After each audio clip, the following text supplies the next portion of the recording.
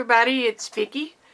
Remember I have moved my video camera up high enough so that I can get bigger areas in here should I need to. So bear with me while I play with this. I also got a new set of, what are they called? Kuretake Gansai Tambis. Everybody is raving about them, and I held off as long as I could. In the artist material world, these are not expensive. In the craft world, they are. Anyway, I got them, put them in here, and haven't done anything with them since. So, something that's different from what other unpackagings have shown. This is a plastic cover, which I guess could be used as a palette.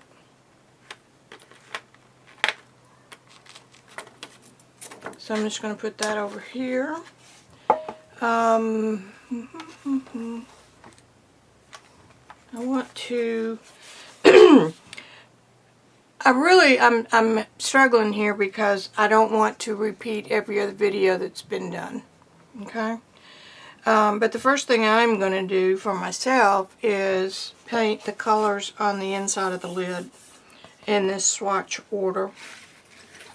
And I will get a pretty good idea of how these work, considering all my vast experience and whatnot. Ha ha ha. Ha ha ha. Okay.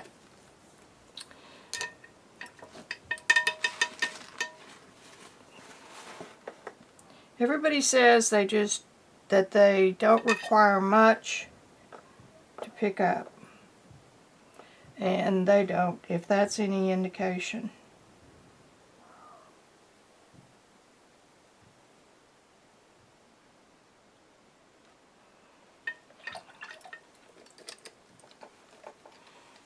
Move that. I need to move this.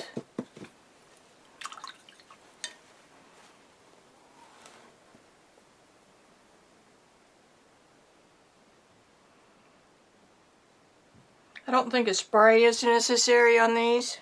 Hope you guys are hearing me okay.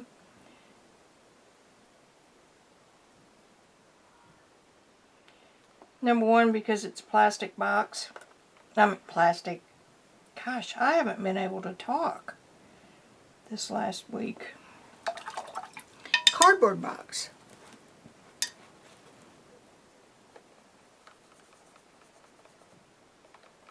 And you can take the pans out like everybody has already said.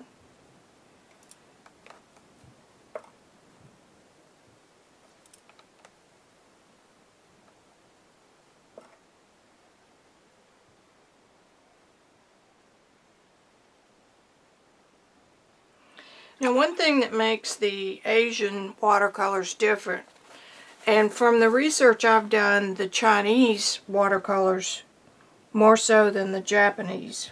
These are Japanese.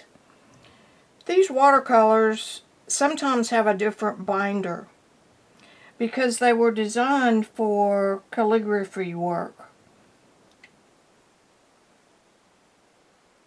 So they're real heavy on the reds and pinks and natural flower colors. The binder, we're used to gum arabic, which remains water soluble. You can go back into it at any time, re-wet it, pick up. Now I want to be real careful not to touch those two since they are going to bleed if I do. But the Chinese watercolors for sure use, in the old days, they used a hide, H-I-D-E, probably an animal protein of some sort, that made them, once they were dry, it made them permanent. So that you could come back in with water, conceivably, and they're permanent. Now the reason for that was that they worked on silk scrolls, and they did their calligraphy on that, and then what they did was they took that and wet it to mount it to whatever their final mounting was going to be, whether it was a piece of fabric or a heavier piece of paper or something like that. So on that second re-wetting, they had to make sure they weren't going to dissolve their painting. That's all I know about that.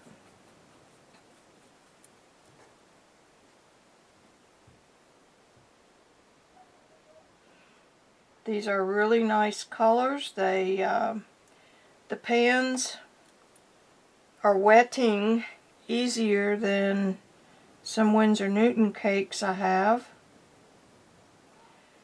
A lot of people say that these are more like gouache, which is an opaque watercolor or water media, where traditional watercolors are mostly transparent. So that's going to be the focus of what I study with these. And the other thing I read, someone said that the metallics that come in this set of 36 are so strong that they mix with these other colors, and the end product is better than Magicals or Twinkling H2Os. So we're going to find that out. God forbid there'd be a product out there that I didn't have so that I could play with it. If all the art stores in the world go out of business tomorrow, I will have everything I need right here.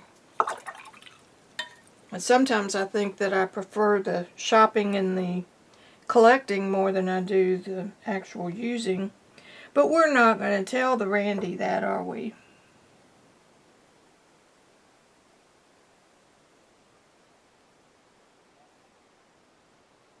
I'm having to use just the point of the brush, which in watercolor you use, can you see that? Oops. You use the belly of the brush, the big fat area, because you'll wear out the points otherwise. Not too many people do that. You'll see them diddling around with the point of their brush all day long. Has to do with the way you were trained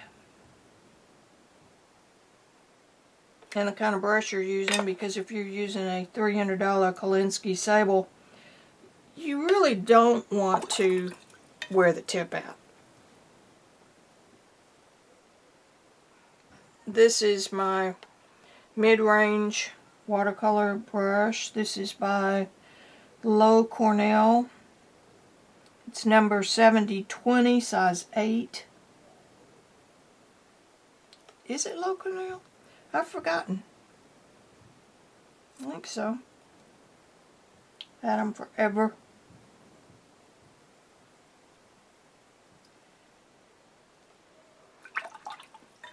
I don't get my Charles Reed Kolinskys out very often, because I'm so afraid I'm going to be stupid and ruin them. And I definitely don't want to get any acrylic in these. Any of my watercolor brushes, whether it's my mid-range or my very, very good ones, don't want to get any acrylic in them. So I have them all separated. A stranger could come in here and make a mess, but I know pretty much which ones they are. These are really nice colors.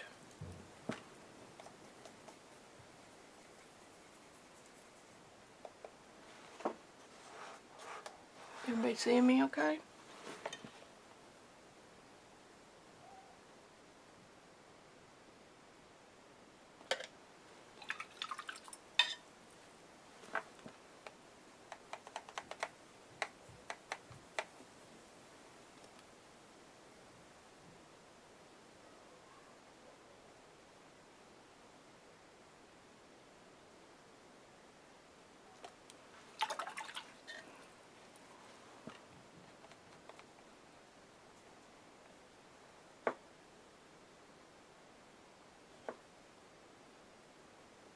It's a yummy color.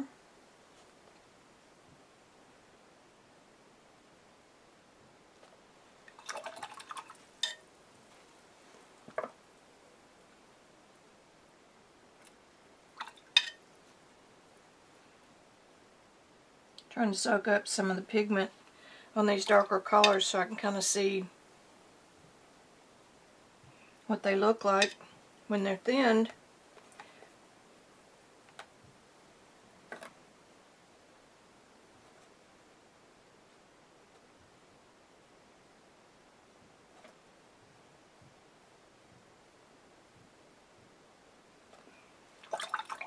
I started with watercolor and I've gradually worked my way back around to mixed media.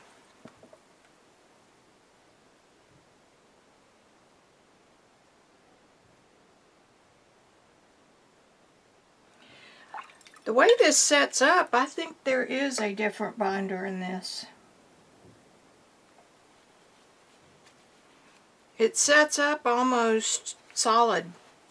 It's not running as much as normal watercolors do. Normal, transparent, traditional, whatever you want to call it. And some of these do have some white. So that means that if you thin them down enough to make them transparent, you're going to lose some of the pigment load, which is fine.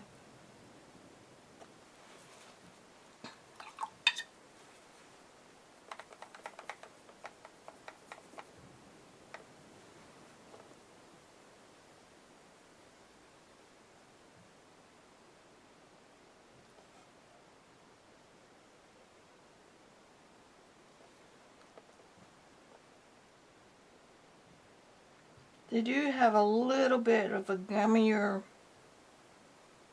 feel, which is interesting. Almost a honey. M. Graham Company uses a binder that has some honey in it, and theirs have a little different feel.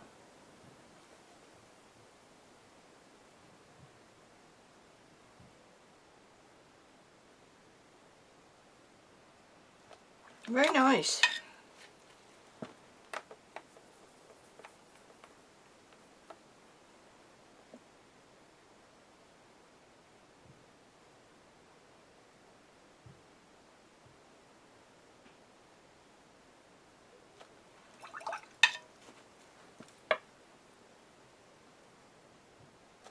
Now I can almost go in there and pick that pigment up and it stays.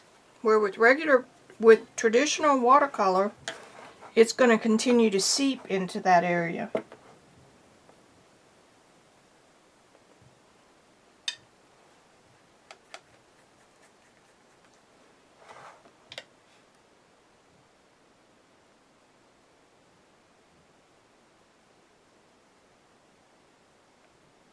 Now again, this color chart will be for my own use.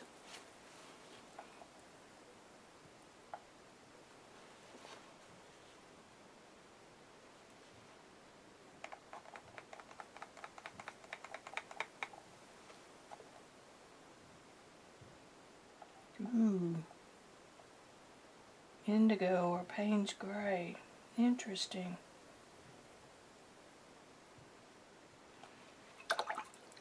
These almost hold a brush stroke. Very interesting. I know I keep saying that. I'm sorry.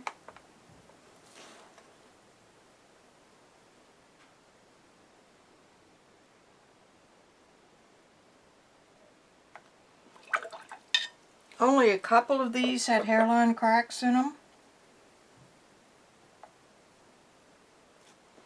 which is fairly normal for cake watercolors.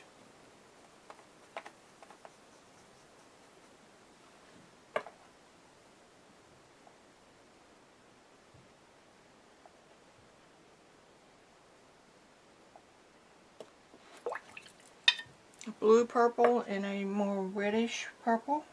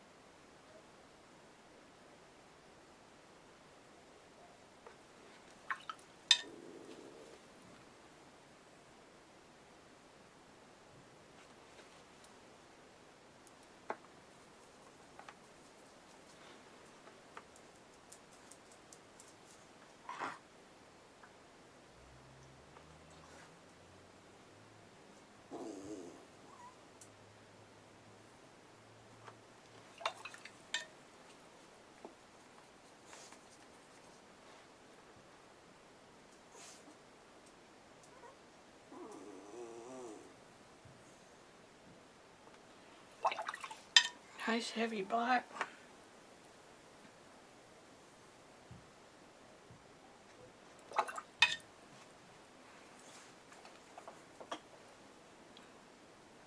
My water is awfully dirty, but we're going to go. I don't think it's going to be that bad. Now here we go with the metallics.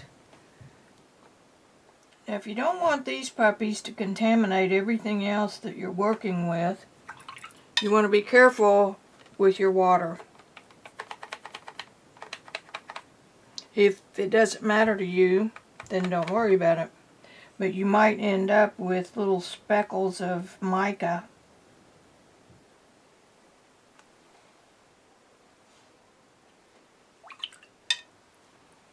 And everything.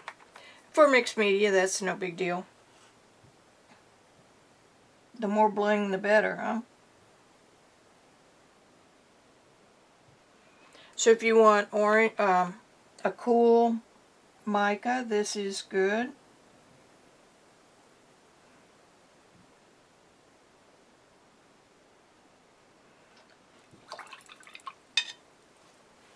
I'm not sure what that white one is. And this is a silver.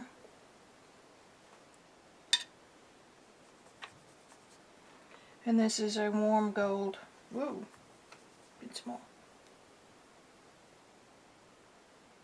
This kind of has a coppery. And I touched the black.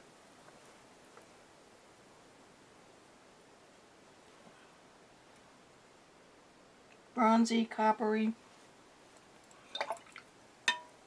So there you have it. That part of it anyway. Can't get too far. There you go. And of course everything on here is Japanese. But the little pans have a color number on the back. Can't see it from my light. I'm going to get this fine-tuned. This is number 57, and then on the container it says 57, 53, 50, oh, 57 down here. So these can come out and be put somewhere separate. I'm going to let this dry really good, and I'll be back with another stage. See ya! Hey guys, it's Vicki.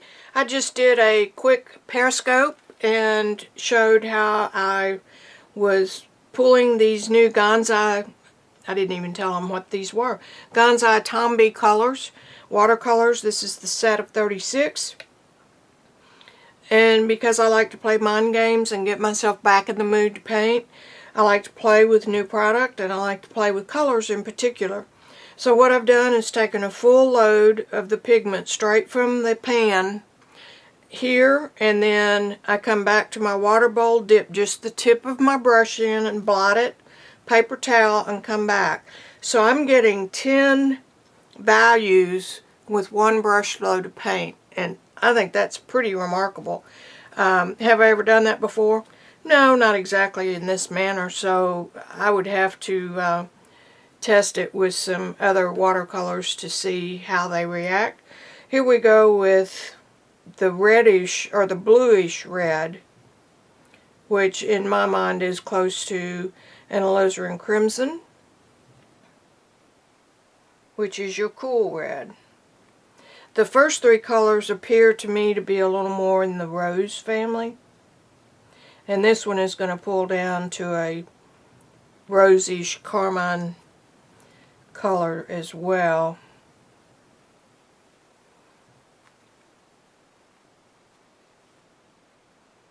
But a little more blue, you can see that, I think. This is an excellent way to get to know your colors. And depending on how anal I feel today, I may do them all, and I may mix some colors and see what. It's really kind of an avoidance tactic.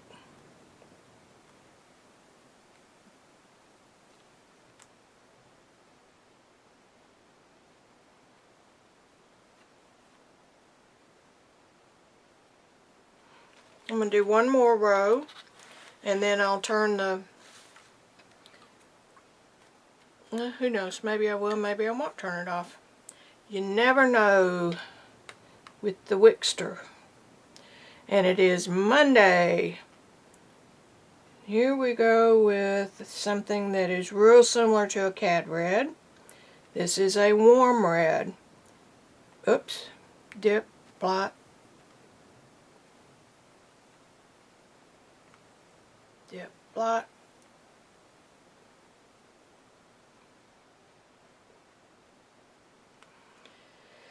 Dip, blot.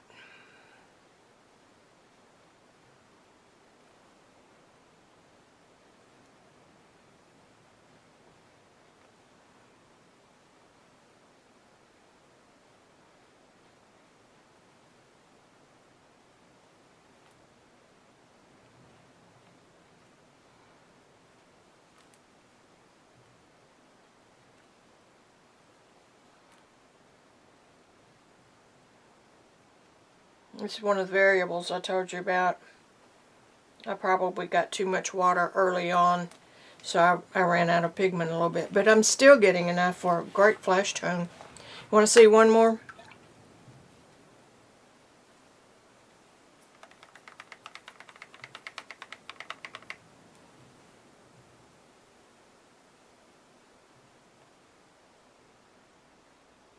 Beautiful rich color.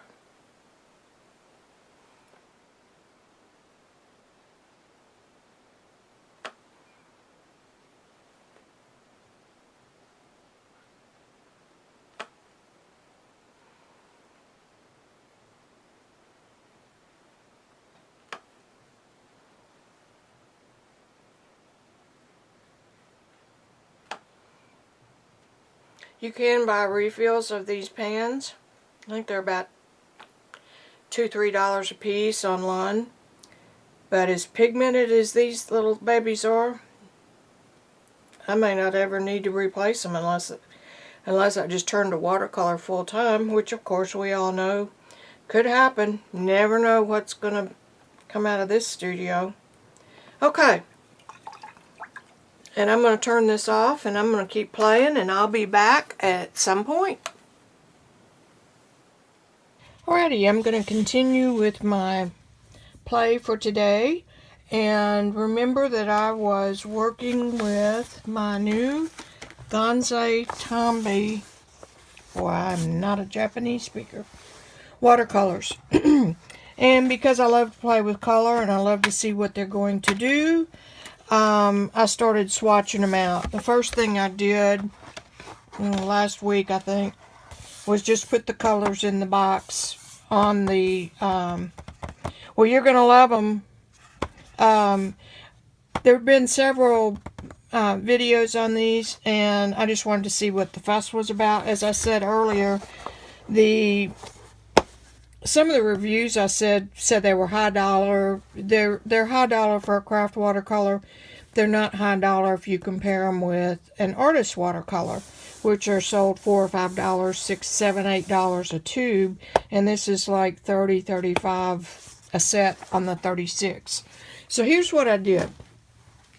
I took these colors, and I did this in an earlier video, and I took as straight a color as I could get in my wet brush. Then I dipped the brush, just the tip, in water, touched it to a paper towel, and came down. And I did that again. I got 10, almost across the board, 10 values of color with only the first load of the brush. Yellows are weak, and the reason yellows are weak is because they only, let me see if I can get that down. I can't. Yellows typically, in here, this is only a, whoops, here.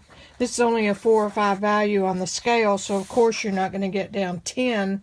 You're going to get down maybe 5 levels to get to your lightest tone.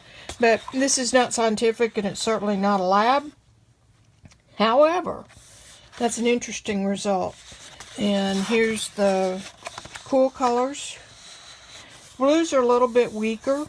This is the one that appears to have a little bit of white in it. This one appears to be white. the more water you add to any kind of an opaque or transparent watercolor, the lighter you're going to get. So tomorrow we're going to play with mixing. Here's the purples and the neutrals in that set. So across the board, these are very, very pigmented. Then I took, these are Japanese. Then I took a set of inexpensive, these are by Yasumoto, authentic Chinese watercolors. Now the difference in the Japanese and the authentic Chinese, well, this is 12 colors for $8 at Hobby Lobby, so you get your coupon, whatever. But these are designed with a different binder so that you can wet mount whatever you have painted, whether it be a watercolor scroll or you're painting on silk or paper or whatever. Then you can wet mount that. Once these are dry, they're permanent. You can't reactivate them. So that's where the Chinese watercolors are different from the other transparent watercolors. Now I suspect the Japanese have a little bit of a different binder, but I do know that the authentic Chinese watercolors have a hide binder instead of a gum arabic. Gum arabic is water soluble after it's dry. The hide is more like a glue, more like a glue. Yeah, it's going to be more permanent. So anyway, here's what I got with the Yasumotos. Again, I got a full 10 value scale. Oops, that's not, okay. So that's all the colors I have here for that. I guess we could see they're good and dry now. I'm getting a little bit of a bleed. You're not supposed to. But anyway, there you have it. I did. Just for grins, let's see what we get on this. Oops, wrong one still. Yeah, it's about the same. All I'm reporting is what I've read and what I've been told. So there you go. So that's that one. Now I went crazy. I thought, okay, how many of y'all have heard of Peerless watercolors? These come in a book, and they date back to, golly, 1900s, late 1800s. They're made the same way today that they were made back in the day. Self-blending. These were designed originally to be used on tinting photographs. Let's see what these do. Yeah, they're bleeding a little bit. As you can see, the pigment load is not the same. We're getting very weak colors compared with here. See? So that's just a few of the Peerless. I just did a quick test. They're very inexpensive. I want to say $20, $25 maybe for the basic set. And it has the complete. I don't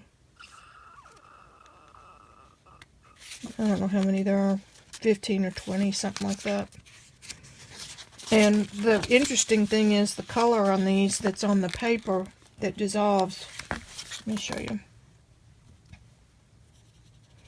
It's not necessarily the color it'll be when you paint it. But anyway, these are great for taking out in the field with you if you like to paint outside or travel. And they also have a secondary set. These are extra colors, and this is a smaller piece of all the extra colors. So if you do what they were designed for and use the color as it is on the swatch, and not going to try to do a whole lot of, you can mix some, but it's just not as intense a color, as intense a pigment. And this is how I have mine set up for taking somewhere. I cut a piece off each of my colors and mounted them in this book with a spare plastic in between so that they don't stick to each other and contaminate. So there's that, and there's a, I got that online. Somebody did a YouTube video that's excellent on using that book. Okay, so there's the Peerless. And next I went to Yasumoto. Wait a minute, one of these has a back to it.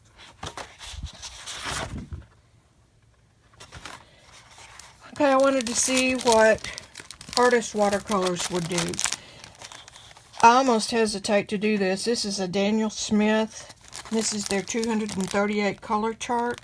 And it is actually a dab of watercolor pigment on this card. So you can pick it up, wet it, pick it up. But I don't really think that's a good test of the color strength as it comes out of the tube. I do know that a lot of Daniel Smith's colors are more organic and more earth minerals, and they're not going to carry a pigment load near like what we're used to. So there's the Daniel Smith. And I got on a roll. I took my Koi watercolor box that I got because it's so cute. Here are these colors. And I just picked a few and swatched them out. Overall, they're pretty good pigment load for a student grade paint. Let me move this out of the way. But I still didn't get the full range of value like I got with the Japanese watercolors. So as I'm digging around, okay, we did the Peerless. We did the Yasumoto. Okay, so Koi. Alright. So I remembered that I had some Pearl X paints from USA Art Quest. I'll talk about those in a minute. And then I found these two little palettes. A watercolor artist named Tom Lynch has his for what he calls punch colors, I believe, and they're by Holbein. Holbein is another Japanese company, and they manufacture artist quality supplies. So this is Opera, Permanent Yellow Light, Permanent Green, and a Peacock. So I took those, and these have been in this palette, and they're completely dried, probably 10 plus years. Now look at the colors. I got good values on those. So there's pretty good pigment load in there. The next one I did was I had this Winsor Newton palette. I did the same here. And Winsor Newton is an artist quality. Whoops. Can't move that. No, I haven't tried Hero Arts. I'm sorry, I'm not looking at the... I can't walk and chew gum at the same time. Anyway, I got a great pigment load value chart from Winsor Newton. These were originally tube watercolors. And again, artist quality, so you're going to pay the big bucks for here and the Holbein, you know, $3, $4, $5, $6 a tube. So just so you'll know, I got really good color here. Alright? So that's it with the watercolor per se. So let's get this... or the plain transparent colors. Let's get this out of the way. Alrighty, now what we did, or what I did. Again, remember, this isn't scientific. These are the Gansai Tambi in the green set. These are Japanese watercolors. These are their metallics. There's a pearl, a silvery, a gold, and a more warmer bronze color. And then I put some black gesso down, and the watercolors do not like the gesso. See how they bead up? Now if that were black paper, it would be different. So then I went to my USA Art Quest. Whoops, my system just about fell over. This is ancient. These things sold for about $20 at Hobby Lobby 12 years ago. They are a watercolor pan. They're all dry, so you can take them off. These are the duo and interference colors. So I did those right here. See how pretty those are? Full of mica. And then I took the, this is the pearlescent and the metallic. And again, you can see the price on this is $19. I don't know where I got it. That doesn't even look like Hobby Lobby. But anyway, these are the colors here. And the duotones here worked better on the black gesso than here. And here they are on the white. Now, theoretically, you could take any of these mica colors on this page and mix them with a regular watercolor, and you're going to get some mica and some shine. But, you know, the possibilities are endless. So this is just some I had in my stash, and I thought I'd share it with you. And I'm going to be over and out if there are no more questions. So watch for me later, and I'll see you next time. Okay, I'm back. I don't really have a clear idea of what I want to do right now. So when in doubt, sit in your chair in your office and play. Play with materials. Lord knows I've got enough to play with. In the last clip I showed you some Pearl X watercolor palettes. Now these will have gum arabic in them because they're watercolor, so that will keep the pigment attached to the paper. Excuse me, I think I just choked on a frog. Here are the Gansai Tambi colors on white and on black gesso, which they did not like the black gesso. So what I've got here now are some Peerless metallics, and this goes with the Peerless sheets. I don't know exactly why they have these in metallic form, but we're going to see what they do. I'm going to put them right here.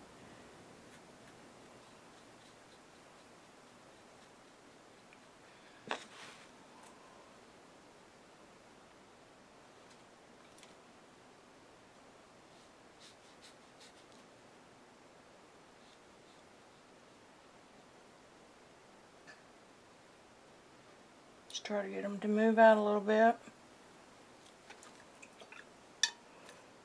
And we're going to try it on just white.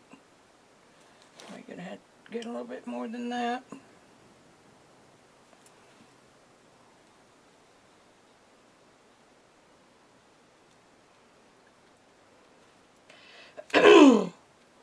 This is copper transparent watercolor. Doesn't have the name on it anywhere, and I don't know what's in it, but there you have it.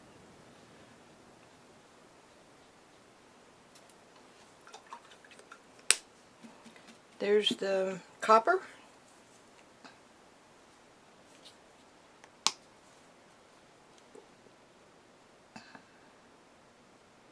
Here's the gold.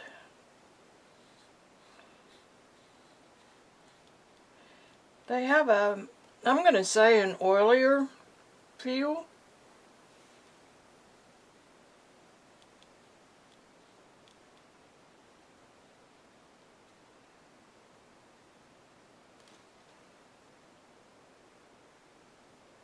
Oh, well, we got some there.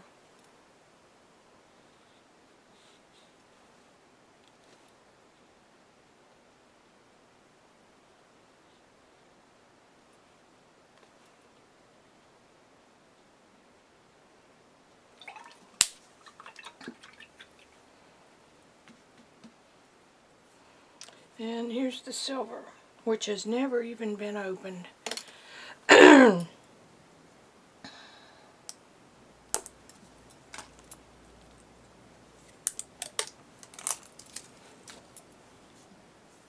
That one has separated.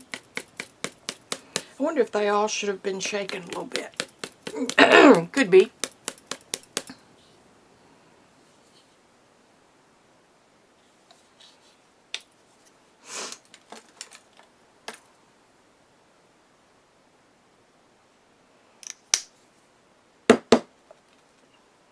I'm not sure what tapping it on the table does. I'm trying to get used to my camera being up so high. When I look at it, it's like way up there. I'm still getting clear stuff.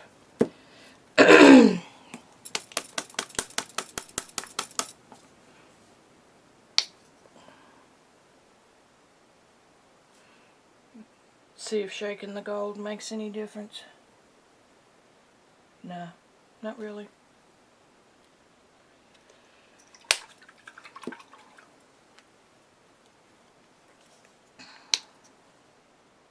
Whoa. See, I'm getting mostly medium there. Dang. I choked myself a while ago.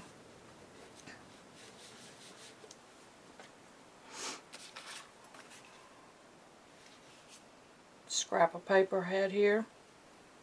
Just use up that pigment. See?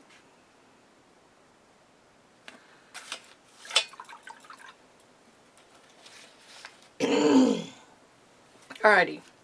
While that silver decides to play nice, I've also got a set of, and I've had these forever. Not since they were made in 1934. Why is that important, Vicki? I don't know. I am not on my A game.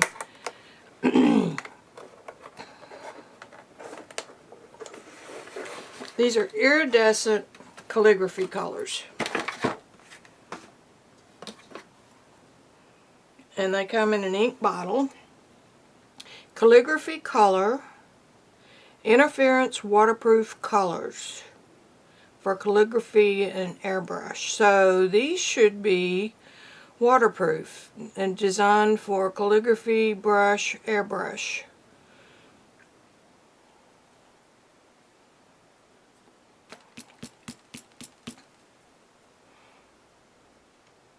And this one, the iridescent stuff is all at the...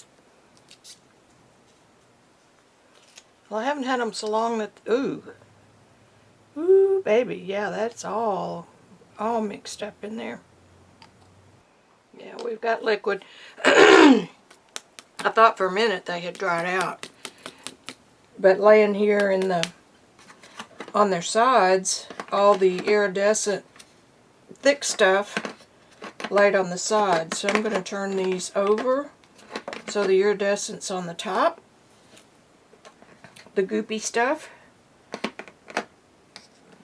and let that drift a little bit while we play with the pink. Some of them aren't so bad.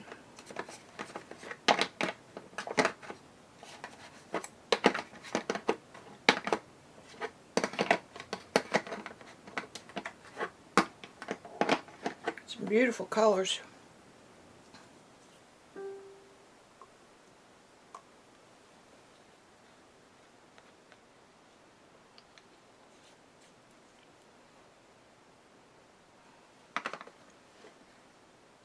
Look at that, look at that.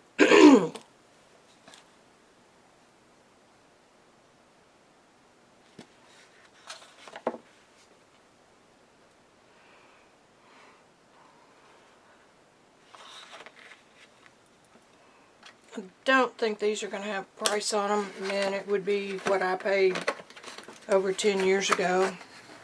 No. I imagine I mail ordered these back in the day. Beautiful thick color.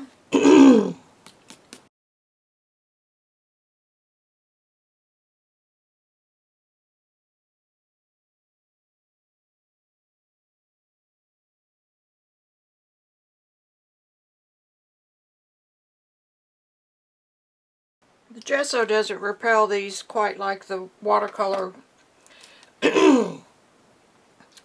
like the Gansai Tambi. This one did pretty good. This watercolor did pretty good. Sometimes you'll find that water media will, gesso will repel it. That seems to be doing pretty good. Let's go ahead and move it on down.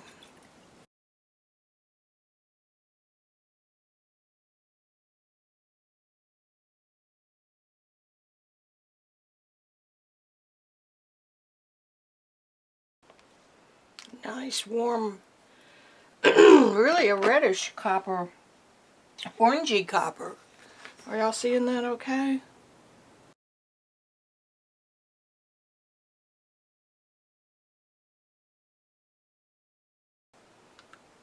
No telling how thick these would be if I mean not thick, but what they would look like if they were thoroughly mixed. That bronze is a beautiful color.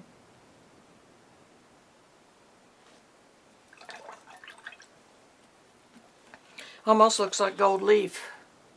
Oops, stay in the light.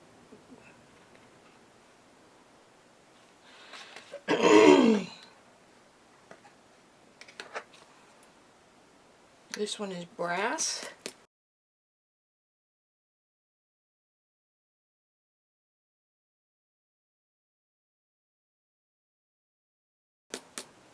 And this one is called nickel. It's an interesting metallic. Really a pretty color. Kind of a pinkish brownish color in the bottle anyway.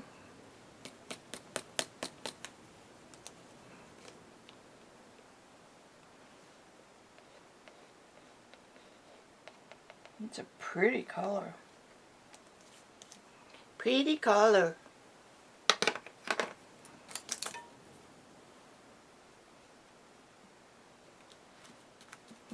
Now remember, this says waterproof. Interference waterproof. So it's going to act more like an acrylic.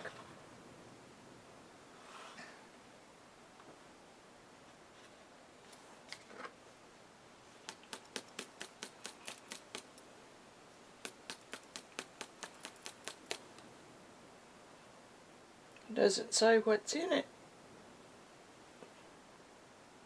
Of course it won't. Secret formulas and all that.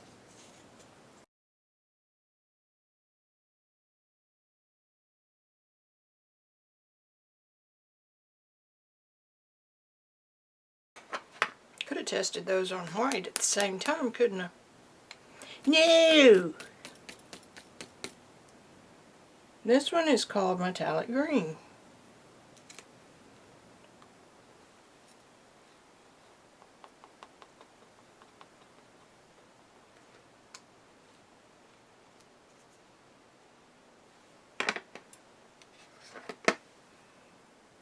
Crystal mint.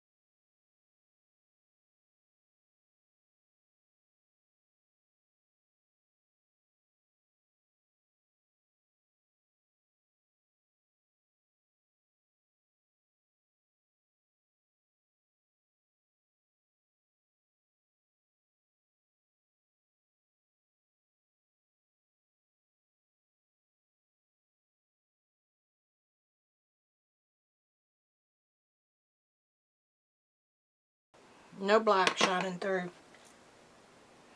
Now let's see if we can get some silver. Oh, voila, we did.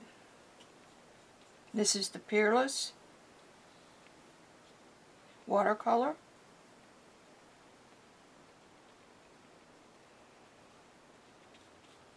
This is a warm silver.